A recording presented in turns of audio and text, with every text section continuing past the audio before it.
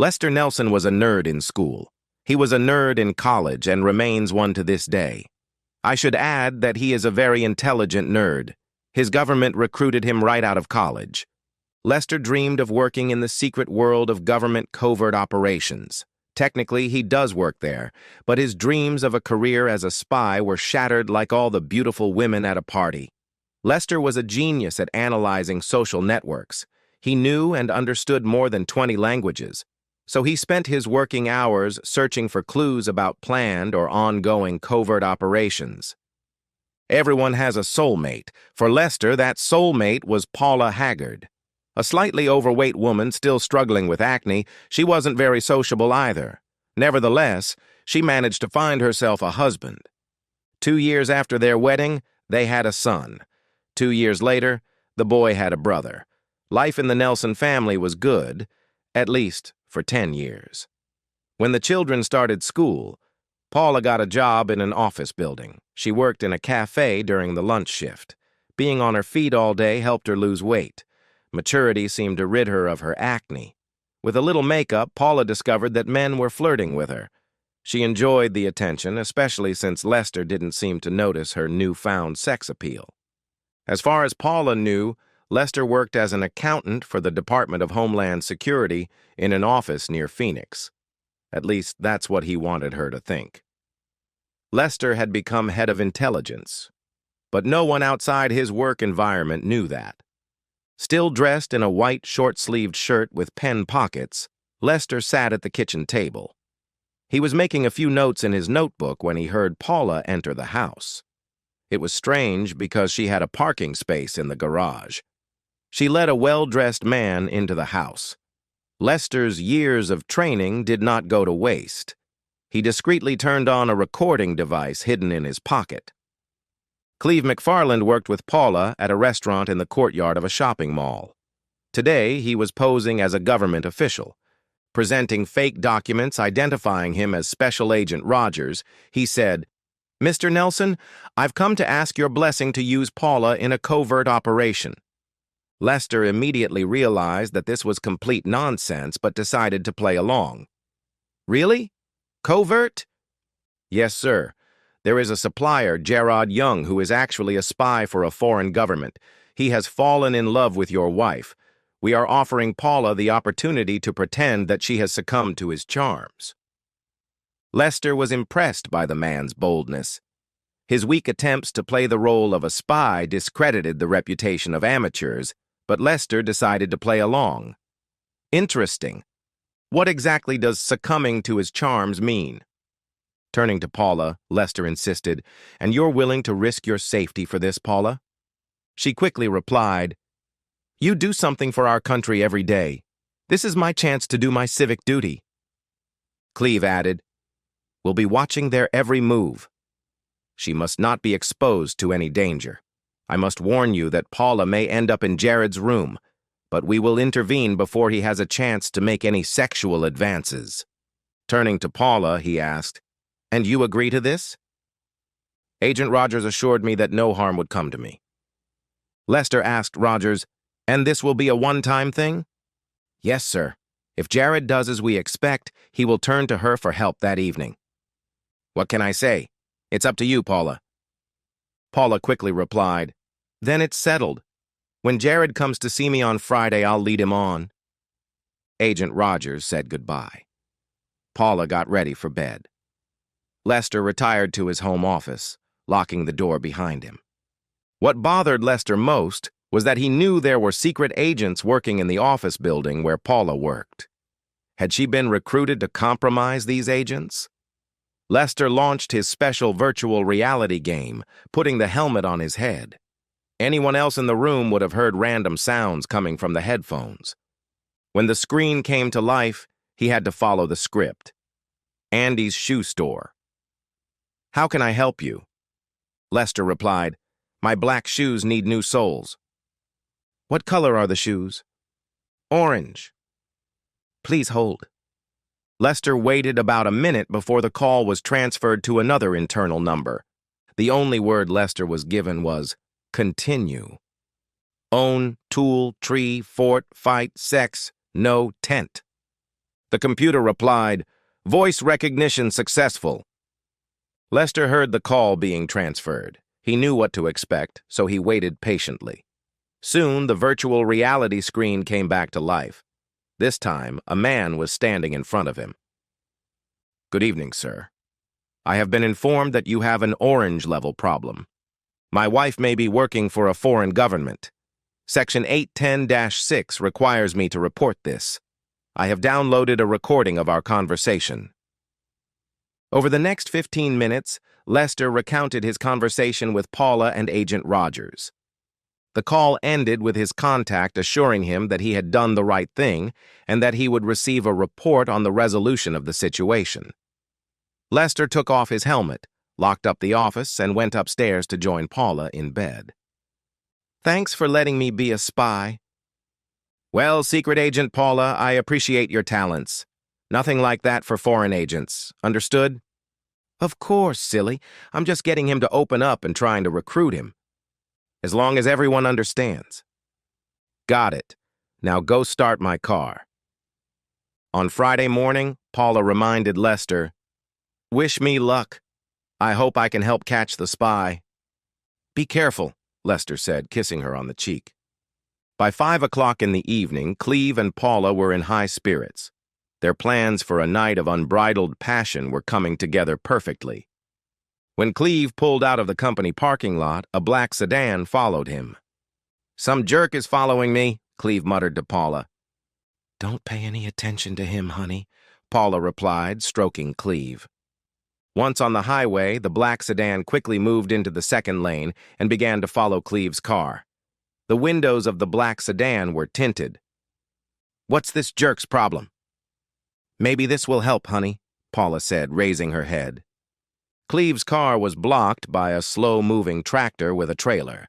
Glancing in the rearview mirror, he saw several more 18-wheeler trucks. Before he could figure out what was happening, the black sedan pulled over to let the tractor with the trailer, which was blocking the second lane, pass. A third 18-wheeler pulled up alongside Cleve's car. The tractor-trailer behind it completed the circle. All the big trucks slowed down and stopped, forcing Cleve to do the same. Paula continued to appease Cleve. When he regained his focus, Cleve immediately barked, "What the hell is going on?" The rear door of the lead 18-wheeler opened, and a man dressed entirely in black fired a powerful radio pulse gun at Cleve's car. Cleve's car immediately stopped working, all electronic functions shut down. If Cleve or Paula had pacemakers, they would have died. Chaos reigned in Cleve's car. Both of their cell phones were now plastic doorstops. A sharp hook was lowered from the lead 18-wheeler into the engine compartment of Cleve's car. The hook lifted the front of the car several feet off the ground. A second truck with a ram bumper rammed Cleve's car and pinned it to the trailer of the lead truck. The door closed as soon as Cleve's car was inside. All 4 trucks drove away and soon scattered in different directions. Cleve and Paula screamed until the gaseous substance filled the trailer. They lay unconscious, not knowing what awaited them. Driving into the dark desert, the tractor-trailer found a warehouse. Cleve and Paula were taken to separate rooms. Cleve's car was prepared to be crushed into an 8-inch piece of scrap metal. A flatbed truck delivered this new work of art from the junkyard to a waste processing center. Paula recognized the sweet smell of desert creosote bushes. She was lying on a table, tied down but facing up and fully clothed. Her head, tilted slightly back, was tightly clamped. She could move her arms and legs, though they were loosely bound. The bright light behind his head prevented Paula from seeing his features. He spoke calmly. "Hello, Mrs. Paula Nelson, if that is your real name. I hope you understand that your head is securely fastened, although slightly tilted back?" Very frightened, Paula quickly replied, "Yes." "Tell me, which government do you work for and what secrets are you trying to obtain?" "You're mistaken. I'm just a cook in a cafe." "I'm sorry. I heard something else just a second ago." "Have you ever been waterboarded, Mrs. Nelson?"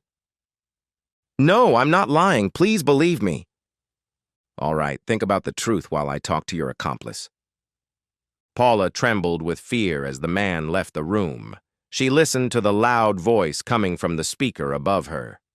"Hello, Mr. Cleve McFarland, or is it Special Agent Rogers? We will find out your real name. I hope you understand that your head is securely fastened, albeit slightly tilted back."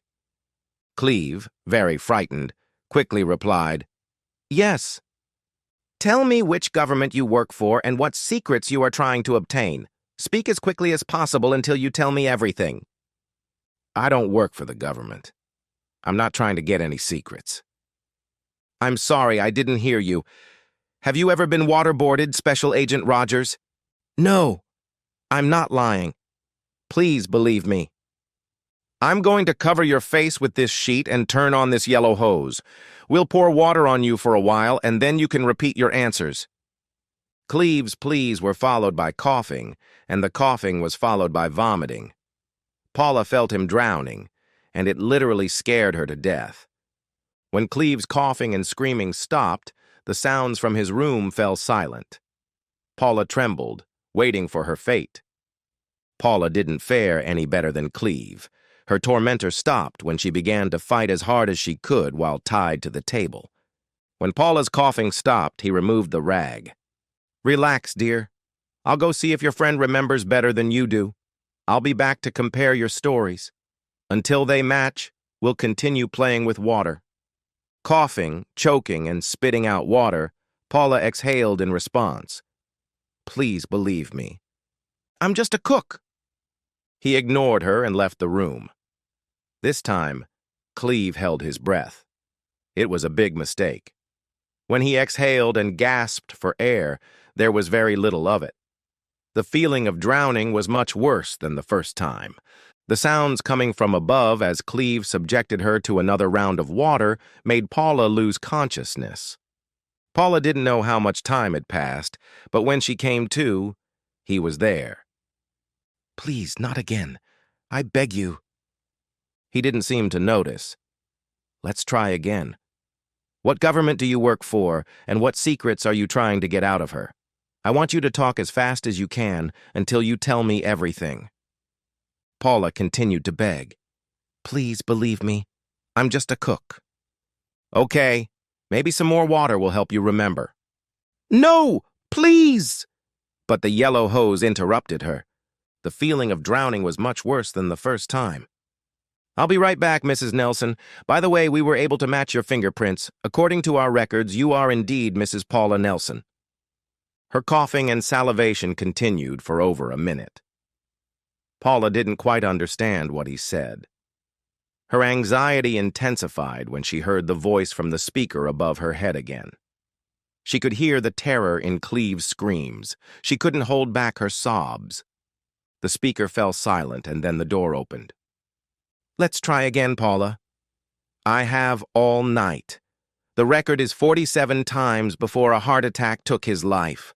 Be persistent, and you may have a chance to break that record.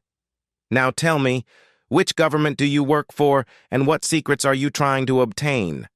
I repeat, I want you to speak as quickly as you can until you tell me everything. You have to believe me. I'm just a cook in a cafe. There are no secrets. Clive and I were trying to cheat on my husband.